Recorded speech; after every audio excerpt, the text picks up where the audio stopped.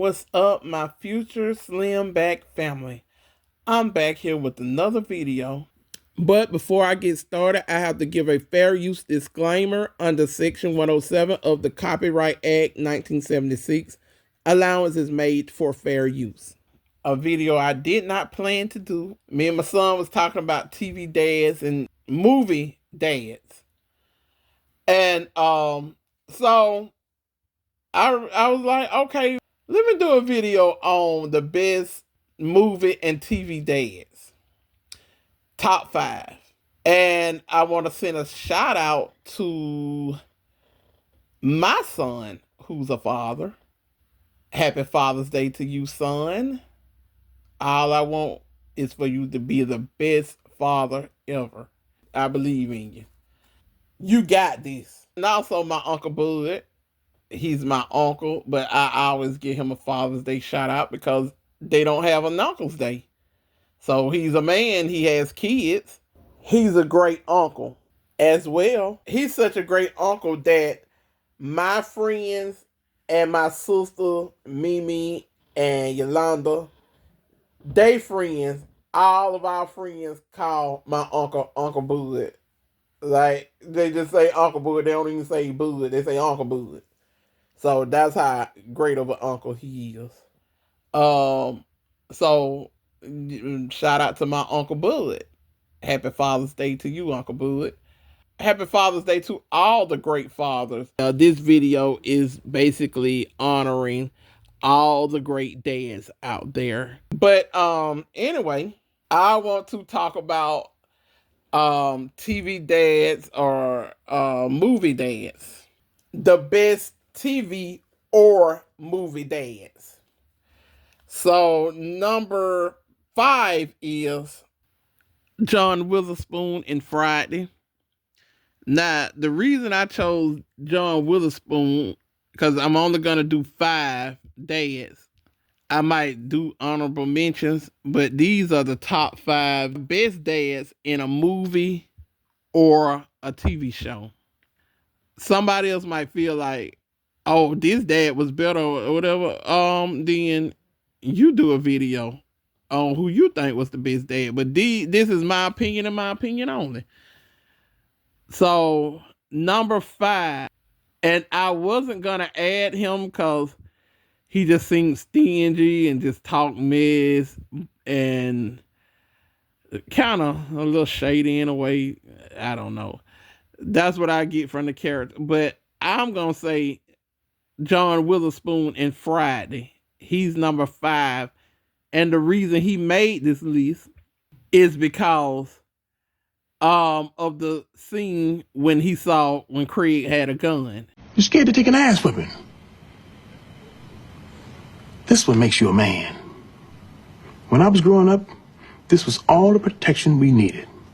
You win some, you lose some. But you live to fight another day.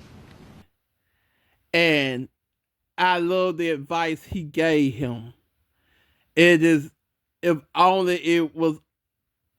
fathers gave their sons or daughters that same advice, the world would be a lot better. When he was like, no, y'all scared, too scared to take an ass whipping. And, you pick up that gun, you making bad choices. It's over. You're going to do 20, 30 years.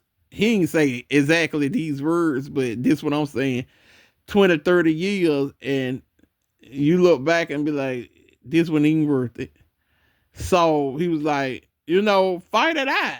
You live to fight another day. And I love that advice he gave him. Now, he don't look like the type of dad that you can ask for money. Or the type of uncle. You like, Uncle Willie, you got $5 you can give me? Hell no, I ain't got it. Shoot, my light bill about $500. It don't went up. I've been calling them, trying to get somebody to come out and explain the light bill to me. And I ain't got it. Shit, you got some money? Yeah, why don't you let me hold some money? He looked like the type that would say that. So, but he cool though. But I wasn't gonna put him on the list, but that advice about picking up a gun, that's why he made the list. Cause me and my son was having a conversation, and he said he liked the dad that owned the Players Club, Lisa Ray daddy. Cause he seemed like he didn't play. And I was like, yeah, but you know, his daughter did end up on the pole. And it's because she was being stubborn though. So it's really not his fault because he was gonna pay her way through college. But she wanted to go to a college of her choice, so you know, she ended up on the pole. So he get a minus for that. But like I say, your parents can teach you right. Your parents can teach you right, and you can choose to do wrong on your own. So I would say Uncle Willie deserved to be on this list before Diamond Daddy and Players Club. And my son liked the scene where he told Jamie Foxx character, "Whatever you do to my daughter, I'm gonna do to you." Then he shot the gun. He said, "Ha!" The laugh he did. He just like that. So I mean, I did like the character of her dad. I wish they would have gave him more scenes, but it is what it is. But John Witherspoon is number 5 on this list. Number 4 is Robin Harris when he played as Kid Daddy on House Party. He was so relatable. Like he seemed like an uncle or somebody. It's like he just seemed like somebody you knew. And he was always making little jokes like uncles or daddies or you know, somebody you know, like he was like the scene, he was like, "It's so hot in here, I could have sworn I seen the deal sitting in the front room." I had to get this fan fixed. So hot in here last night, I swore I saw the devil sitting in the living room. And we all been in situations like that. My grandma's house used to be real hot like that. And yeah, it was times I could have sworn I saw the devil in there wiping sweat from his forehead. But I like the scene where he find out Kid left the house and he go to the party and he just roasted all the children. Just went on a roasting spree. Blah, whatever your name is. Sound like something you catch on your feet.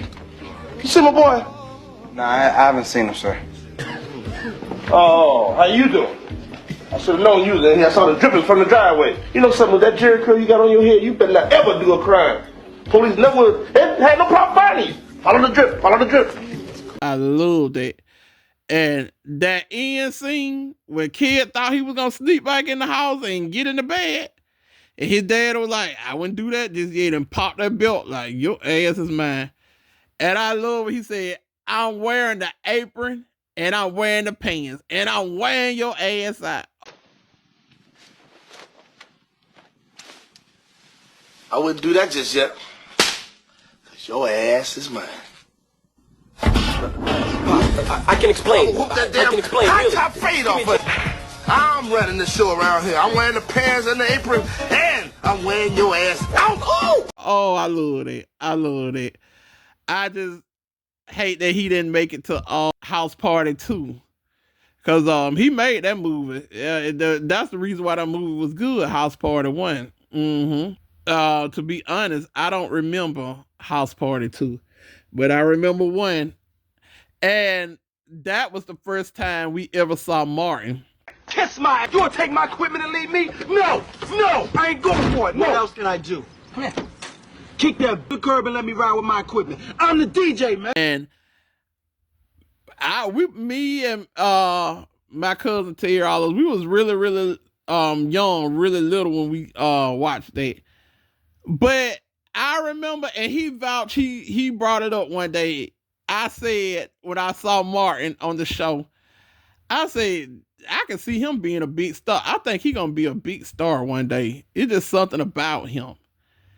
And he went on to do the Martin show, and Martin was just one of the most memorable, iconic sitcoms. I know for a fact in the black community, you can watch an old episode of Martin and watch it for the 100th time and still laugh like you saw it for the first time. So yeah, I remember, and my cousin Terry, I called that. I was like, he gonna be a big star one day. Yeah. And I just thank God that I didn't have a street mother. Because I remember on Friday nights, Martin Lawrence used to host the Def Comedy Jam.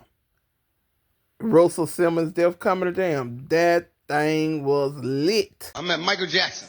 He wanted to meet me, y'all. That shit tripped me out. You know, I was like every brother in this motherfucker. I was like, you know, because I thought I'll never meet Michael Jackson. And, you know, I was like, I don't give a fuck about no motherfucker. As soon as they came to me and said, Michael want to meet you. Michael who? Michael Jackson. Michael Jackson. I mean, he was bad when he was doing ABC and all that. I was like a little, let me feel your nose. Oh, my God. Martin Lawrence had the 90s on lock with his sitcom and hosting Russell Simmons' Def Comedy Jam. Couldn't no other comedian compete with that. Nah, I can't think of none. Yeah, the 90s was his time to shine. But Robin Harris, yeah, that I just loved his character. Every time I watch House Party 1, and when kids sneak back in the house and he get a whipping, it always remind me of when me and my cousin Terry used to sneak out the house at night. And when we sneak back in, I always just used to be thinking my mom was going to be waiting on us and say something similar like that what Robin Harris had said to kids. My cousin Terry stayed with us for from time to time. We used to sneak out the house. And I would fix the pillows and put the cover over the pillows to make it look like us sleeping. Like it looked like our bodies was there. And I always made my cover. I used more pillows for me than it was for him. And I remember one time we came back to the house and we thought we were sneaking in, but my mom had went up. She had discovered that wasn't us, and the covers was pulled back. So we came in the house, and I thought it was. All I could hear her saying is, "I wouldn't do that to shit. Your ass is mine." Like kid dead in House Party, but I think she probably fell asleep by the time we got back, and so the next day she was fussing at us and stuff. And she said, y'all did real good with the cushion because the big one did look like bacon. But yeah, so yeah, the house party scene always remind me of when me and Terry sneak out the house late at night. So number 4 was Robin Harris, who played as Kid Daddy in House Party. Number 3 is Lawrence Fishburne in Boys in the Hood. He had Trey when he was 17 years old. He wanted to be somebody who Trey can look up to.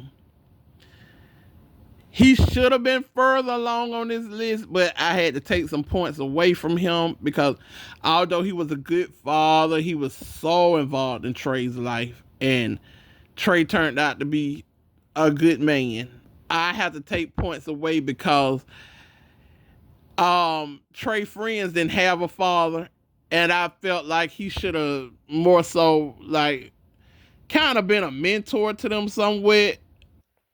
He had too much knowledge to not share it with Trey's fatherless friends. And he was attracted to Doughboy and Ricky Mama. He said he would have gave her a chance if she didn't talk too much. And he said she made some good barbecue. So the fact that she was single, he was single, they was right across the street from each other. And Doughboy and Ricky was great friends with Trey. And he told Trey, watch how they turn out. So you saw it. And you didn't step in and intervene and, try to take up time with them. When you took Trey fishing and talked to Trey, you should have took Doughboy and Ricky fishing too. The 3 rules. Break it down for me. And hey, think before you answer. I got it. Always look a person in the eye. Do that, they'll respect you better. 2 words, to never be afraid to ask you for anything. Stealing isn't necessary. And the last one I think was to never respect anybody who doesn't respect you back. That right? Yeah. So that's why he's not further on this list, and he's at number 3 instead of number 2 or number 1. Like he used to talk to Trey and give Trey a lot of great advice. He should have gave Doughboy and Ricky some good advice as well. There was a scene when he did talk to Trey and Ricky when they came to his job, and they went over into the hood, and all them people came across the street to listen to what he was saying. So he did talk to Ricky, but Doughboy the one needed it the most. Both of them needed it, but Doughboy really needed it. So it should have been scenes where he was talking to Doughboy or been like a mentor to Doughboy. And the other guy in the wheelchair and the other guys that hung out with them, he should have been like mentoring them as well. Especially the friend who was sucking on the pacifier. Like, how could you not feel like, okay, this boy needs some mentoring. This boy is grown just about, and he walk around sucking on a pacifier. Let me step in, because they don't have a father. They don't have nobody to talk to. And all he had to do was just like have a cookout and invite them over and just talk to them and do that like on a regular basis on a Sunday or whatever. Like I say, take them fishing or something. Like, I'm a mother, and if one of my children friends was sucking on a pacifier all the time, I'm going to step in and intervene and see what's going on. Baby, what's going on? Why are you grown and sucking on a pacifier all the time?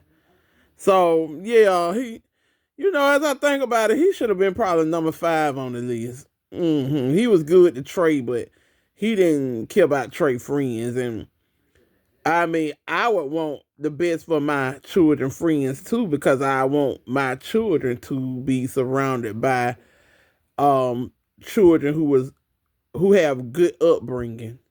And sometimes it ain't your parents. It can be a father-like figure, and he could have been that for them boys.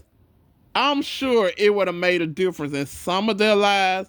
Now, some of them would have brushed it off, but out of that clique, it would have made a difference for the better in some of their lives. So, yeah, I had to take some points away, and that's why he was number 3 on the list instead of number 2.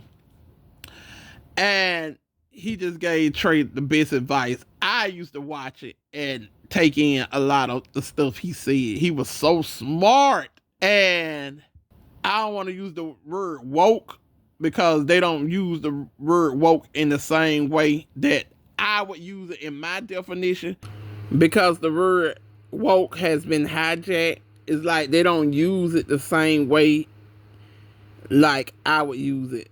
He was in tune with what was going on. And he talked to his son, and like I said, his son turned out to be a great man, went on to college, and I'm sure him and the Neil Long character, if it was real life, they would have got married. It just was a good guy. He raised his son to be a great young man. So he deserved to be on this list, but like I say, I had to take some points away. And I heard somebody say, because y'all remember his daughter in real life, Montana Fishburne, did porn. And somebody said if he would have been talking in school and his daughter in real life like he was with Trey, she would end up on no sex movie. Some people just wow, the things they say. But he was a great dad. Number 3 is Lawrence Fishburne. Number 2 is Charles S. Dutton from Menace to Society. He played as Sharif Daddy, Mr. Butler. The reason he's number 2, because he did talk to Sharif friends, mentored them. I love the scene where he talked to Kane as if Kane was his own son. And he was saying some real stuff, because That scene where he told Kane being a black man in America ain't easy. So what you trying to say, Mr. Butler? Whatever changes you have to make, then you just do it. You got to think about your life. Being a black man in America isn't easy. The hunt is on. And you're the prey. That part when he said, the hunt is on. And you are the prey. All I'm seeing is survive. It gave me chills. And this wasn't his son he was talking to. This was his son friend. As a mother, if my kids' friends didn't have a mother figure, I would talk to them and try to guide them right, give them good advice, be somebody they could talk to. And the fact that he was that with his son's friends, the reason why he make number 2 on this list. So, because of that Minister Society scene, Charles S. Dutton is number 2 for the best movie or TV dads. Number 1 is James from Good Times. James from Good Times was a great dad. He didn't have money to be as great as he would like to be.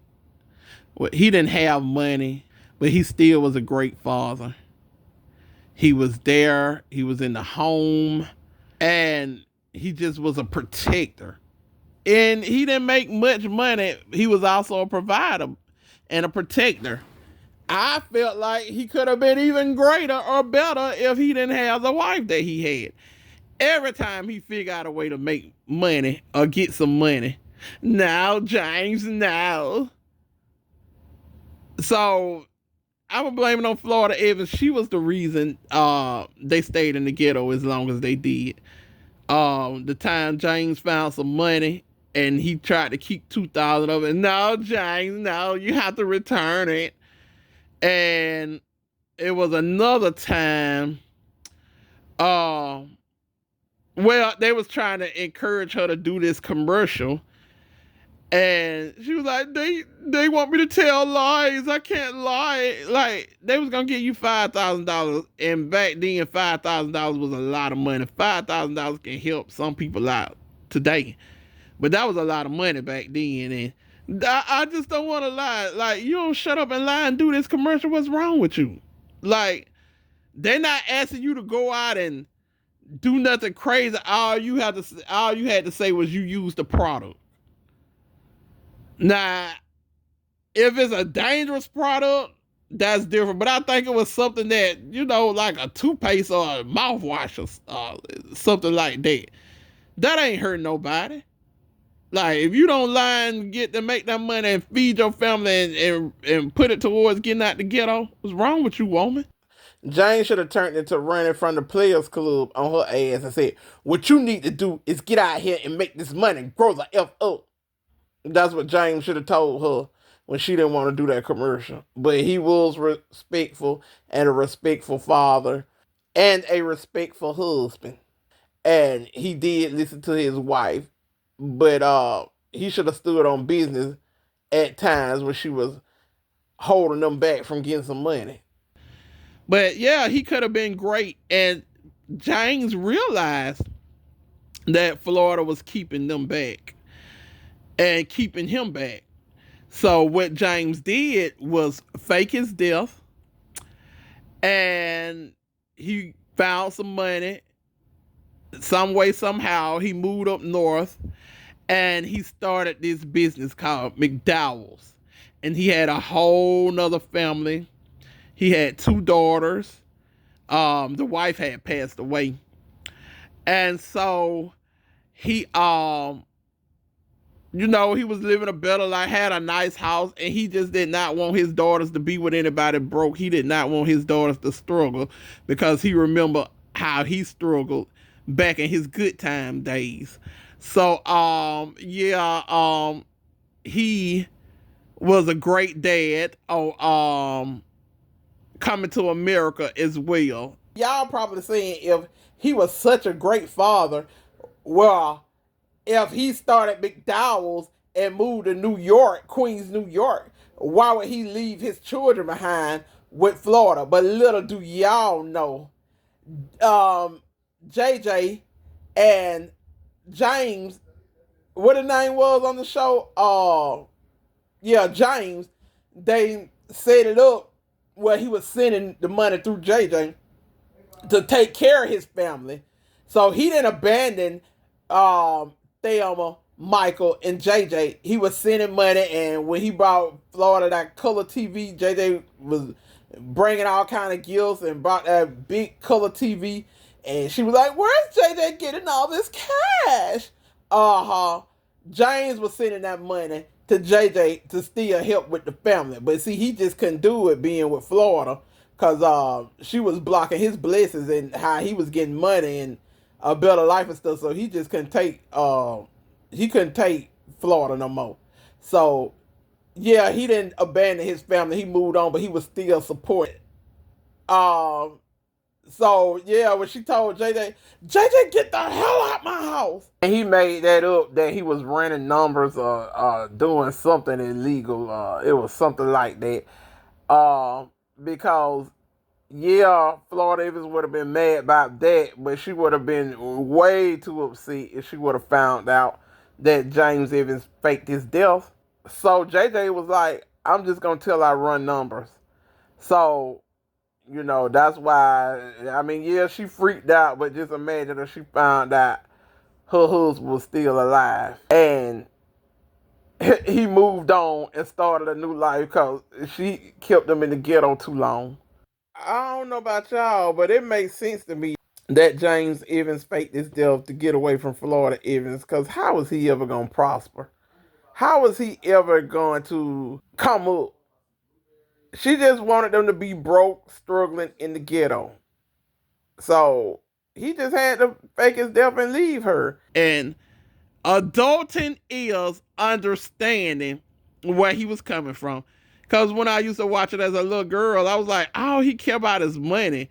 Like, let his daughter be with the Eddie Murphy character. Like, he loved her. But she wanted him to be with the Jerry Curl man. Just let it shine through. Just let your soul, baby, feeling oh so silky smooth. He was the face for Soul Glow. So he was making some money, Daryl, even though Daryl was an asshole. But I still want my daughter to be with a good dude instead of, somebody with, just because he got money and he an asshole. Like, I want him to be a good dude with some money. But anyway, adulthood is understanding where James' character came from, Mr. McDowell. Because he changed his whole identity too. Y'all don't trip it. I took two different characters and put them into one, made it out of one character. That's what I'm basically doing. Yeah, so I ain't tripping on him. I'm just being silly. But anyway, so the number one daddy was I can't even think of his real name. But James from Good Times, what is real? I'm gonna have to look that up. Let's see what we have here. I want to put some respect on his legacy. So I want to know his real name. John Amos. John Amos was number one because he was a great dad in Good Times, and he was a great dad in Coming to America. And you have honorable mentions. Uncle Phil from Fresh Prince was a great dad, great TV dad. He dropped the ball on some things, like when Carter was talking about the police, like they're just still doing their job. They're just doing their job, right, Dad? And he didn't answer the question. He just said, I asked myself that same thing. No, you talk to your boy. So he dropped the ball on that. but he still was a great father. And when he used to throw Jazz out the house, it was very fatherly. Like it felt like it was out of love when he used to throw Jazz out the house. So yeah, the father from Everybody Hate Chris was a great dad too, even though he always was working. All he did was work, but he did it for his family. So he was a great dad. Cheap, but still a great dad. You have who else I think was a great TV dad? Of course, Bill Cosby from the Cosby Show. He was a great dad. You also have OG Bobby Johnson, who made a lot of mistakes, did some time, and turned his life around when he was locked up. And he was like, when he get out, he's gonna go save his boy. And he had some obstacles, but he was determined to be a great father. And they should have did a part 2 of that movie, South Central. That movie was good, and they should have did a part 2. They really should have. I don't know what happened, but they was wrong for not doing a part 2. But yeah, OG Bobby Johnson, because most men in his situation would have just threw in the towel, but he was like, no, I'm gonna get out and save my boy and show him a better life than what I had, so he won't go down that wrong path like I did. Yeah, so that's the end of this list of fathers, TV and movie fathers. I hope y'all enjoyed this video. Stay tuned for more videos to come. All right, and ask yourself at the end of the day, what have you did to contribute to unbigging that back? Because I'm working on unbigging mine, and I'm going to step out and show y'all. I'm trying to wait till it's just a dramatic difference. So, yeah, stick around and stay tuned.